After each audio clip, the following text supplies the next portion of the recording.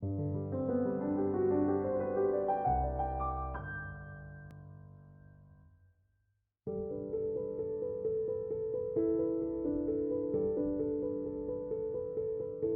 loss is a very common symptom in Huntington's disease, and it is multifactorial. So it's very important, if a patient is losing weight, to explore both the psychosocial setting as well as some of the disease features, and really to tailor the treatment appropriately.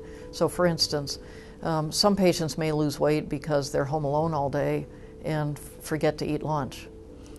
Some patients may lose weight because they don't have the money to buy adequate food or don't have somebody to help prepare the food for them. Some patients are almost afraid to eat because they choke, and so they tend to undereat, or they eat the wrong kinds of foods and then they choke and then they don't like to eat. Many of our patients, however, have wonderful appetites, eat a lot, and lose weight anyway. And we can think of a couple reasons for that. One would be if they have severe chorea. If they have a lot of movements, then they're simply using more calories and simply need to eat more in order to make up for that. There are some patients, however, who simply seem to lose weight without any obvious cause, and I think many of us feel that Huntington's disease somehow affects the part of the brain that controls your metabolic set point. The solution in any case is eat more. I will often refer a patient to a nutrition therapist to take a good, thorough dietary history, and also to counsel the patient on how to increase their calorie intake. This can be done fairly easily using nutritional supplements such as Ensure or Boost. But we also talk about increasing the number of calories per bite of food that you eat of your regular food. Foods such as dairy products such as milk, cottage cheese, yogurt generally are fairly easy for a person to swallow, but also have good calories. They have protein and fat calories in them. But patients should be counseled not to use skim milk or skim yogurt or fat-free products, but the regular fat-laden forms of cottage cheese or yogurt.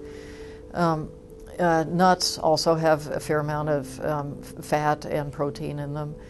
We do worry a little bit about patients choking on things like peanuts, chunky things, so perhaps something more like a peanut butter or almond milk.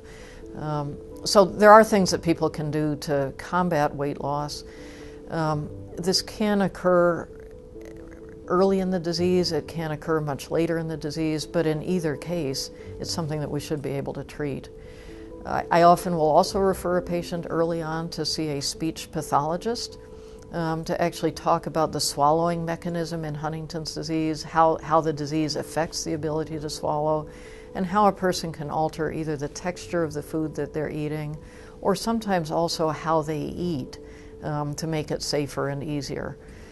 Some of our folks with Huntington's disease will bolt their food. They'll eat too fast, take too big a bite, or take a bite and then take another bite before they're done with the first bite, and that lends itself to choking, and then eating is a bad experience.